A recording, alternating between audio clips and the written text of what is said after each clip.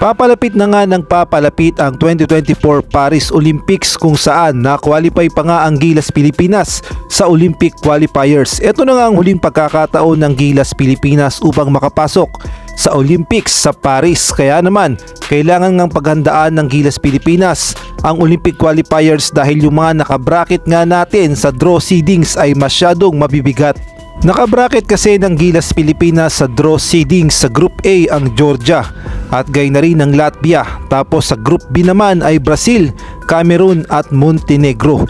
Hindi nga biro ang mga team na yan dahil mga pawang powerhouse. Kaya naman kailangan ngang makabuo ng solid na Gilas Pilipinas ang SBP. Yung tipong siguradong Final 12 na mga star player na manggagaling sa PBA at posible din na manggaling sa collegiate basketball. Depende nga yan sa SMC o sa SBP na hahawak sa Gilas Pilipinas. Ang bad news nga lang, yung isa sa mga sentro ng Gilas Pilipinas na si AJ Edu ay tinamaan pa ng injury sa kanyang pinaglalaruan sa Japan B-League. Ang sabi kasi sa naging report ng Toyama Grouses na kupunan ni AJ Edu sa Japan B-League announcement, AJ Edu sustained a left knee injury at the game against Utsunomiya on November 11. Edu is diagnosed with meniscal tear and planning on having surgery on Toyama. Much appreciated for your support and prayers for his recovery.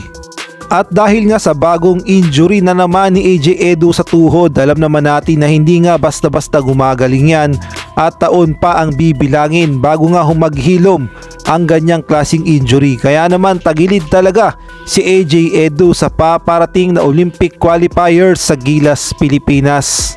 At bukod nga dito kay AJ Edu, isa pang ang center ng Gilas Pilipinas ang mukhang tagilid din sa Olympic qualifiers. Ito nga ay si Kai Sotto na alam naman nating lahat na tuluyan na ngang binitawan ng kanyang mother team sa Japan B-League dahil hindi na nga nakakapaglaro dahil injured nga itong si Kai Sotto, kaya naman na-trade siya sa ibang B-League team sa Japan B-League.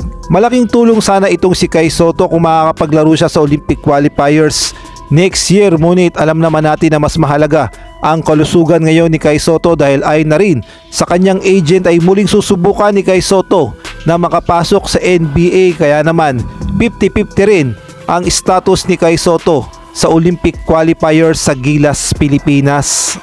Kaya naman kung hindi nga pwede si Kai Sotto, si AJ Edu at mukhang tagilid din itong si Angelo Kwame, tapos si Abay ay injury pa, sino naman kaya ang posibleng maging center ng Gilas Pilipinas next year?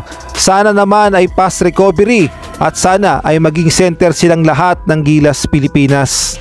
At pinagtatalunan din kung sino nga ba kay Jordan Clarkson at Justin Brownlee ang karapat-dapat na maging naturalized player ng Gilas Pilipinas sa Olympic qualifiers.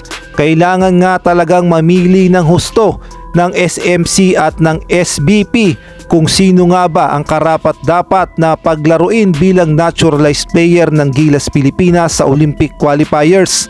Dahil alam naman nating lahat na ang Olympic qualifiers na ang huling pag-asa ng Gilas Pilipinas upang makapasok sa Paris 2024 Olympics. Kaya naman kailangan nilang mamili sa pagitan ni Jordan Clarkson at ni Justin Brownlee. Sa ibang balita naman, kakatrade pa nga lang ni Alin Bulanadi sa Northport Batang Pier ay maugong na naman ang kanyang pangalan sa isang trade rumor sa Barangay Ginebra.